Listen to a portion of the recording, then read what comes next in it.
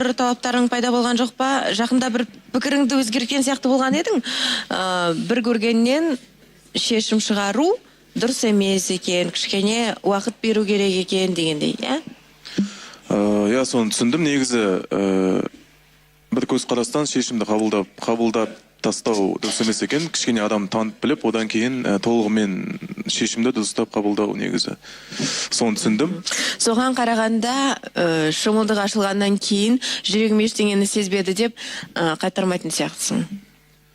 Негізі егер кішкене жалын болса жоқ қайтармаймын. Егер мүлде мысалы түсінсем егер ол адам менікі емес екен, онда басқа әңгіме. Және де талабыма талап қосылды.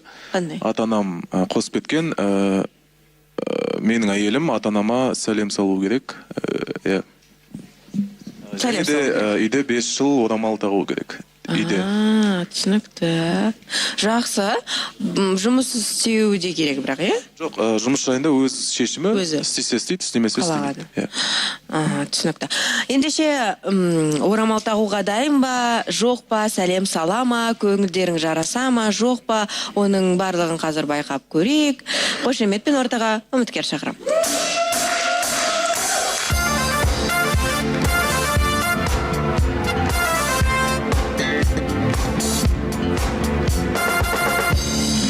Қош келдіңіз. Рахмет. Есіміңіз? Есімім Бақыт. Бақыт. Түсінікті. Бақыт, жасыңыз нешеде? Жасым 21-де. Неге Мейірбек?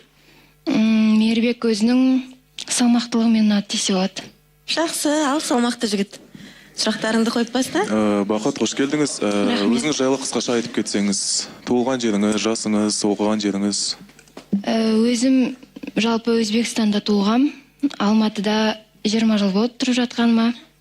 Жасым 21-де. Орталық Азия университетінің 2-ші курс студенті болам. Отбасыңыз біледі ме осы жаққа келгеніңізді, мені таңдап келгеніңізді? Сізді таңдап келгенді білмейді, бірақ осы жаққа келген біледі. Ал болашақта қарсы болып жатса, сіз сол жайында кішкене ойлап келдіңіз бе деген сұрақ. Қарсы болмайды деп ойлаймын. Отбасыңыз жайлы айта кетсеңіз, қанша адамсыздар? Отбасымызда 5-еуміз. Мен 2-шісімін. 4 қыз, 1 ұл. Кенжесі ұл болады. Сізден бұрынғы балалар үйленген бе? Жоқ, әпкем үйленбеген. Сонда сізге рұқсатын беріп келіп отырсыз ғой, Жалпы рұқсатын берді. Сүйіктісіңіз хобби дейді ғой, соны айта кетсеңіз. Сүйіктісім... Аса сүйіктісім жоқ, бірақ өлең тыңдағанды ұнатам. Жоқ, бос уақытыңызда не істегенді жақсы көресіз?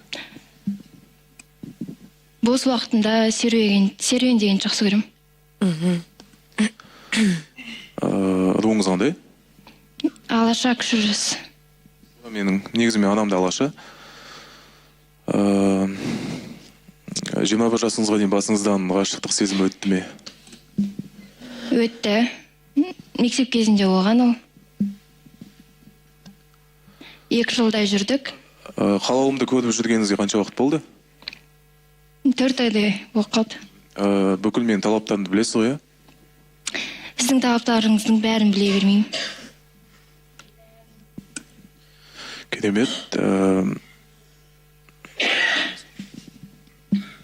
Талабыңды білмеймін деді, сен керемет дейсің, қызға екен.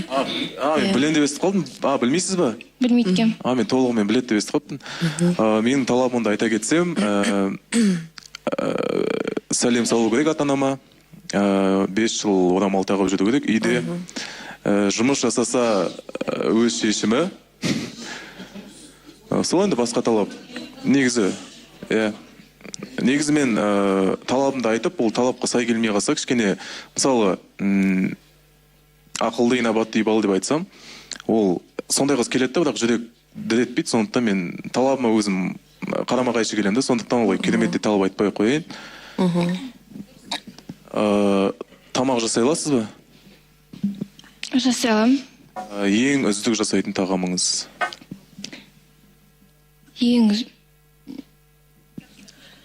Білмейді екем.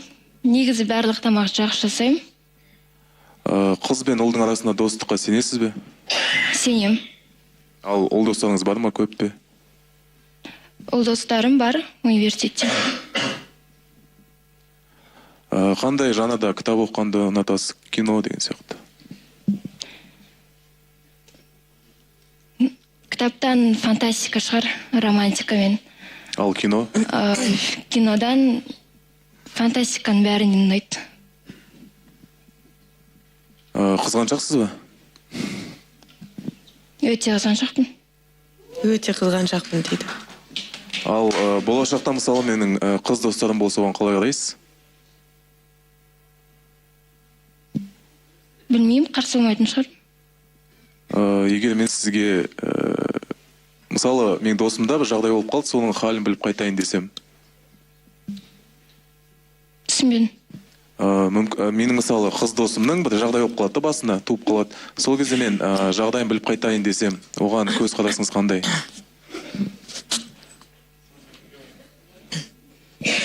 Қызғанасыз ба, немесе түсінушілікпен қарайсыз ба? Енді ол қандай досыңызға байланысты ғой, қандай қыз досыңызға байланысты.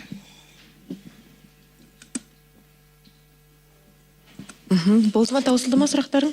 Негізі оқшаға шықсам бүкіл сұрақтарым кетіп қалады. Жоқ, бүгін біраз сұрақтарды қойып жатсың. Бір таң қалғаным, сұрақтарың жан жақтан. Ар жақтан алады, мына жақтан алады, бер жақтан алады. Қандай тамақ жейсіз, мамандығыңыз қандай? Білмеймін енді. Қой алғанымша қойып жатырмын енді. Түсінікті. Ислам қойсын ендеше сұрақты. Сенің микрофоның бар сияқты еді негізі. Ол істеп тұрған жоқ. Бақыт, сәлем, қош келдің. Мейірбек өзінің талаптарын айтты ғой, енді сен өзінің талаптарын айтып кетсең.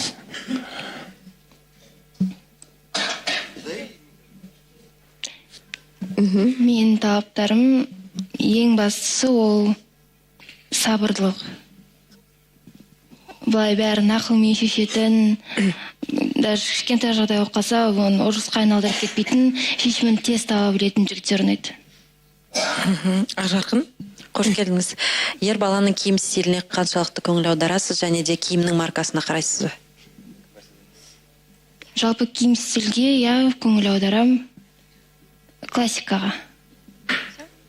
Ал маркасына? Өйткені Мейірбектің маркасына көңіл көп бөледі. Маркасына аса көңіл бөлмеймін. Негізі мен де көп көңіл бөле бермеймін, неге Ақжарқын айтқанын түсінбедім. Сәлеметсіз бе, сіз 5 жыл орамал тағуға дайынсыз ба, және анаңыз үйде орамал таға ма? Мен анам үйде орамал тақпайды, бірақ Мейірбектің ата-анасының есі сол болады деп ойлаймын. Жоқ, енді әрине өскеннен кейін енді 5 жыл ғана ғой, ол өмір бақи тағады деген сөз емес. Медет. Бақыт, қош келдіңіз. Қуаныштымыз көргенімізге. Менің әпкемнің есімі Бақыт болады. Көріп отырса сәлем. Сізге сұрағым, сіз жаңа руыңызды айттыңыз ба? Естімей қалдым. Алаша кіші жүз. Алаша кіші жүз. Мен сұрағым, негізгі сұрағым, ата-анаңыз қай жастағы кісілер және немен айналысады? Әкем 73 жылғы, анам 75 жылғы. Әкемнің өзінің Қой жерінде жан? досы бар, жеке кәсіп дейді ғой. Ал анам директор десем болады. Мектепте ме? Магнум сауда желісінде. Түсінікті. Камила?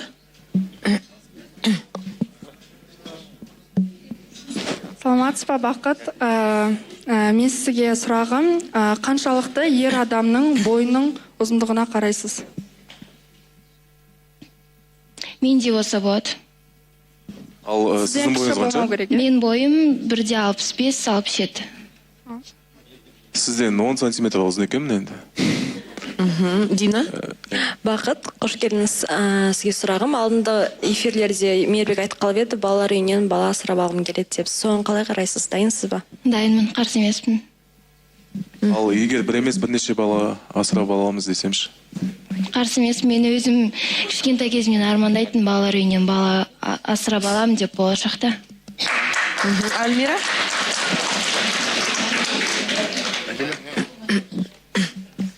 Мен негізі жаңаға Камиланың сұрағын қояйын деген, бойы ұзын деген сияқты. Қаншалықты жігіттің бойындағы қандай ерекшеліктерді бағалайсыз? Сіз үшін нағыз ер азамат деген қандай адам болу керек?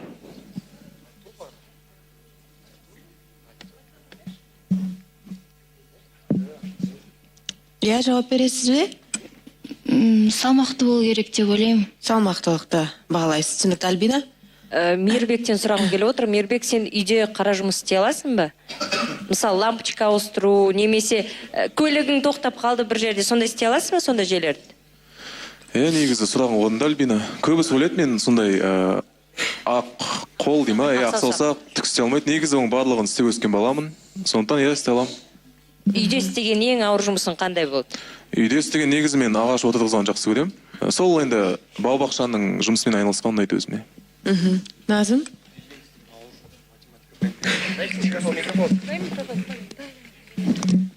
Мен сұрағым Мейірбекке жаңа 5 жыл орамал тағу керек дегенді былай кеңінен түсіндіріп кетсең, мысалы тек ата-ананың алдында тағу керек па, көшеде тақпау керек па, және өмірлік жарым деп алғаннан кейін ол өмір бойы тағу керек емес па? Енді ол негізі менің талабым емес, ата-анамның талабы. 5 жыл үйде ғана. Мысалы жұмыста енді ол тақпайды әрине. Тек ата-анамның алдында сол орамалын тағып, сәлемін салып, одан кейін жұмысқа кете берсе болады негізі. Түсінікті. Енді ол тазалықтың белгісі ғой негізінде. Көбінесе ас үйде жүрген кезде шашыңды буып, содан кейін орамал таққан мен де жөн санаймын өзім негізі. Жанерке? Бақыт, қош келдіңіз. Сіздің бір бос уақытыңызда айналысатын бір ерекше істеріңіз бар ма? Хобби дейді ғой сондай. Жоқ, ондай ісім жоқ. Спортпен айналысасыз ба белгілі бір түрмен? Жоқ, айналыспаймын спортпен. Сұлтанбек? Бақыт, қош келдіңіз. Егер де Мейірбек екеуіңіз отбасы құрып, семья болып жатсаңыздар, Мейірбек сізге үйде бала күтушімен, балаға қарайтын адаммен, үйге қарайтын адам, үй күтуші дейма, бала күтуші дейді ғой. Сондай адам алып кеп берсе, сіз соған қалай қарайсыз? Соларды жалға седесіз ба, или өзіңіз ба? Қарсысыз ба ол пікірге Мейірбектің? Жоқ, негізі қарсы емеспін. Бір жағынан көмек болады, өзіңе бай уақыт бөлесің. Жоқ, негізі осы... Сіз сонда жаңағы балаңызға өзіңіз тәрбие бергіңіз келмей ме? Жоқ, балама өзім тәрбие беремін. Жоқ, Сұлтанбек, негізі мен ол үй қызметке деп айтқан кезде сол бәрлерің сол ойлап қалдым да, Мейірбек алғысы келеді деп.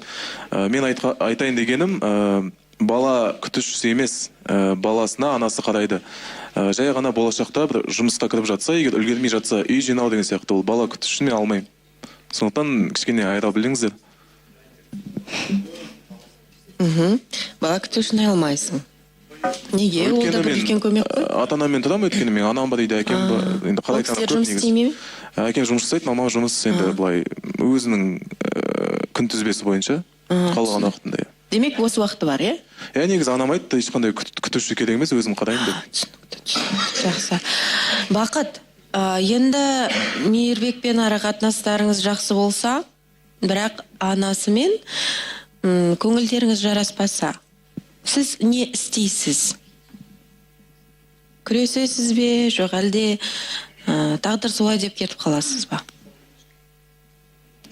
Күресетін шығарым. Мейірбектің өзі маған көңілі болып тұрса, ол да өзінің анасына түсіндіріп айтады.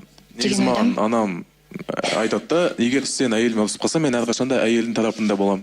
Сенің жарыңның, өйткені сен менің баламсың, өйткені менің әйелім өзін бөтен сезім қалды.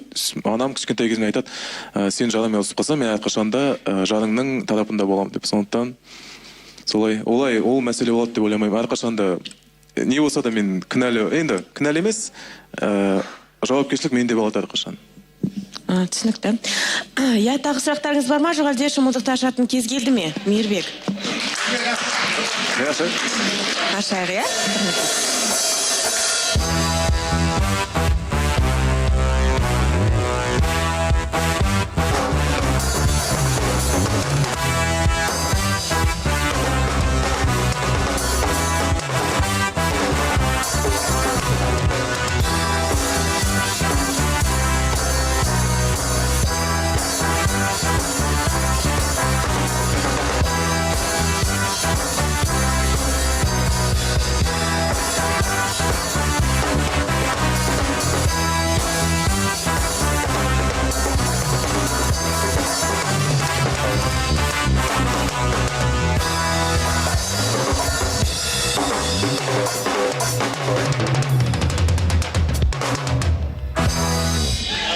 әдеттегідей тіл байланды десем да. Сіз таза қазақсыз ба? Иә, таза қазақпын. Түрі ерекше екен, иә? Рахмет. Иә. Мен негізі андай метисқа ма деп ойлап қалғанмын бір көргеннен. Қош келдіңіз. Рахмет. Негізі әдеттегідей тіл байланды. Қатысушылар қоя кетсе сұрақтарын егер болса. Жарайды, Жандос. Қоя қойсын. Бақыт, сәлем, қош келдің. Жауаптарыңа риза болып отырмын негізі. Және жаңа мамандығыңыз қандай дедіңіз? Қазақшасын. Қазіргі оқып жатқан, ау? Қазақшасын ұмытып қалдым. Государственное местное управление. Болашақта, жергілікті басқару, яғни болашақта осы мамандығыңыз бойынша жұмыс істегіңіз келе ме, әлде басқа мамандыққа ауысқыңыз келе ме? Осы мамандық бойынша жұмыс істегім келеді. Осыған Мейірбек дұрыс қарайсыз ғой? Әрине, ол қандай салада жұмыс, кішкене толығырақ айта кетсеңіз. Әкімшілік. Негізі мен андай сағат 8-ден 6-ға дейін жұмыс негізі мен үшін. Мемлекеттік органдар ғой негізі. Әрине, қатыс емеспін. Рахмет, керемет. Рахмет, өзі айтып отыр. Жандос. Медет? Бақытқа сұрағым, жалпы қандай кино, музыка тыңдаймын дедіңіз ғой, қандай музыка тыңдайсыз, және кітаптар оқисыз ба, қандай кітап оқисыз? Мейірбек өте көп кітап оқиды негізі, мотивациялық кітаптар, білуімше. Көп кітап оқымаймын, бірақ анда-санда ішім пысқанда кітаптың бетін ашып қоятын жағдайым бар. Негізі өз жеке басым андай, қалай айтты, андай, мотивирующий дейді, сондай кітап оқығанын атам. Психологически андай, когда достичь успех, анау мынау деген сияқты. Негізі сол ұнайды өзіме андай, содан вдохновение алам да. Сондай кітапты оқығанды ұнатам. Индира? Бақыт, қош келдіңіз. Өнерге қатысыңыз бар ма? Ән, би, тойға шығу? Жоқ, қатысым жоқ. Екінші сұрағым, үй жануарларын жақсы көресіз бе? Асырайсыз ба? Ит, мысық, қоян деген. Үйде асырамаймын, бірақ жақсы көремін. Мәди? Сән саласында жұмыс істеген жоқсыз ба? Жоқ. Ондай ұсыныстар да болған жоқ, иә? Ал егер болса, қалай қарайсыз? Білмеймін. Қарсы болмайтын шығармын, бірақ өзім андай яңдау адам, ашық емеспін. Мейірбек, сен қарсы болмайсың ба? Сән саласы деген толығырақ айта кетсеңіз. Модель. Подиумда жүреді, суретке түседі. Егер жабық киім болса, енді шектен аспаса болады негізі. Бірақ толығымен кетіп қалу емес, жай ғана хобби ретінде алып жүруге болады негізі. Түсінікті, жақсы. Мәди? Жарнамадан кейін қойсам бола ма сұрақты? Әлі уақыт бар жарнамаға дейін. Аман қойсасың сонда? Уақыт енді білмеймін, қоймасаң қоймай қой, Ислам. Менде сұрақ Бақытқа, Мейірбекке. Тұңғышыңыз ұл болған қалайсыз ба, қыз болған қалайсыз ба? Мен ұл болған қалаймын, өйткені олимпийский чемпион болып өсіргім келеді. Сіздер ше? Мен де негізі ұл болған қалаймын, бірақ Құдайдың берген болады. Ал мен 3 қызым болғанда мұндаймын негізі. Өйткені үйімде өмір бақи тек ер адамдар болды да, жай ғана мамам бір өзі. Сондықтан кішкене қыздар көп болса екен деп анам да айтады. 3 қызы дүниеге әкел, одан кейін баратын жеріңе барады деп айтады негізі. Түсінікті. Аман? Бақыт, қош келдің.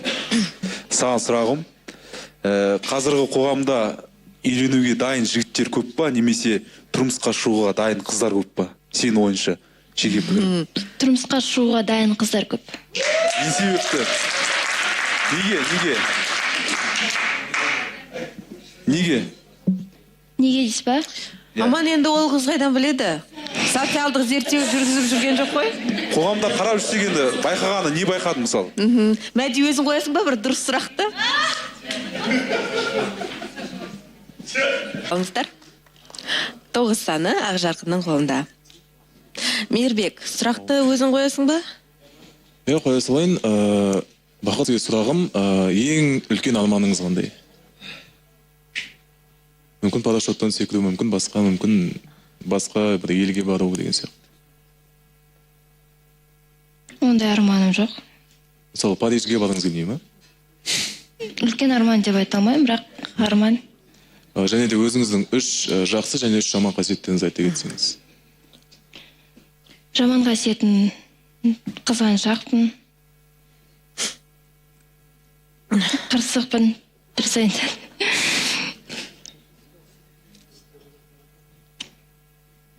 Тез ашуланшақпын. Рахмет. Тез ашуланамын дейсіз. Түсінікті, Мәди. Бақыт, қош келдіңіз. Қандай шет тілдерін білесіз? Шет тілін білмеймін, ағылшынды бай орташа.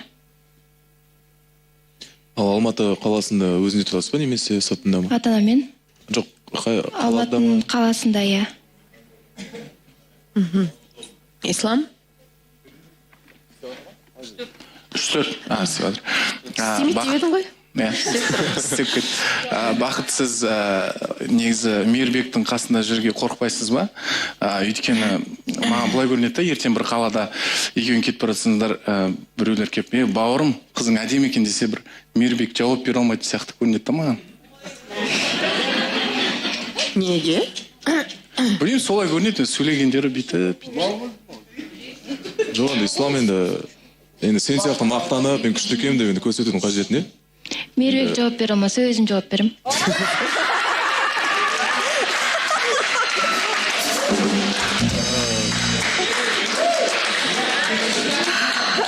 Енді Хадиша, сенің сұрағың бар ма? Қоя ғой. Бақыт, қош келдіңіз. Мен Мейірбекке сұрақ қойым кеп тұр. Ертең болашақта жұп болып жатсаңыздар, енді сен Мейірбек, сен өзің қолыңда ғой. Отбасын құрып жатсаң, балаңа өзің мамандық таңдайсың ба, әлде балам өзің таңдай ғой дейсің ба? Енді мамандықты өзің таңдайсың ба дегенім ғой.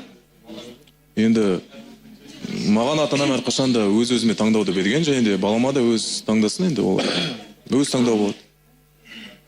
Негізі мен исламға жауап беріп кетсем бола ма? Иә. Мен де соны айтайын. Исламның сұрағын түсінбедім онша. Мына жақта отырып алып, осы түсінбеймін да, бір керемет деп не болады да, жауынгер ма? Негізі ислам мен сені бір андай айтсам, маған сыртта айтса, ол эфирде олай өзімді көрсетіп. Негізі бақыттың ойын білейін деген ғой, ертең қорықпай ма деген ғой, ода тұрған не бар? Жоқ, мәселе қорыққанда емес, жай ғана бұл жақта сен былай маған сыртынан күліп, мына жақта кішкене андай не болатсың да, өзінше болғандай. Жоқ, енді мен көзіме көрінген нәрсені сұрадым, әшейін бақыттың қалай айтсам болады. Сонда сен бокспен айналсам деп, сонда аузына келген айта беруге бола ма? Ау? Бокспен айналсам деп аузына келген айта беруге бола ма? Жоқ, мен аузыма келген айтып отқан жоқ. Мен саған сұрақ сұрап отырмын, ода тұрған не бар, ол әшейін сұрақ қой. Енді не десең де ойланып. Ренжіме, Мейірбек, ренжіме, ол қатты тиіп кеткен болса, негізі ода тұрған ештеңе жоқ. Ертең мысалы үшін ондай жағдай болатын болса да, өзіңе әр адам жауап беру керек деп ойлаймын. Жоқ, сол кезде жауап берем ғой, Ислам. Оған уайымдамай қой сен. Жарайды. Мен енді Мейірбекті түсініп отырмын, әрі ер азаматына ауыр тиетін еді, намысына тиетін зат. Бірақ енді мүмкін бұл спортпен неге шұғылданбайсың өзің деген бір сын шығар. Негізі спортпен айналыса бастадым. Жоқ, мен сенімен бағым келмейді негізі, Ислам. Мен Ақжарқын жазылған боксқа, енді Ақжарқын барады, сол бірге негізі барып жүрміз. Сондықтан ол мәселе болмайды, Ислам. Ақжарқынмен бірге барасыңдар сонда, иә? Сол Ақжарқын баратын жерге барам. Түсінікті. Енді ол жақта тек қана енді ұлдар, қыздар барлығы бірге. Иә, түсіндім. Басқа сұрақ жоқ қой деймін, иә? Қатысушылар тарапынан да, сенен де ендеше сырласу бөлмесіне жол тартарсыңдар жы? Шай ішіп, әңгіме соғып, қызды жақсырақ танып. Барайық. Түсінікті. Шығарсалаңыз ендеше сіздер.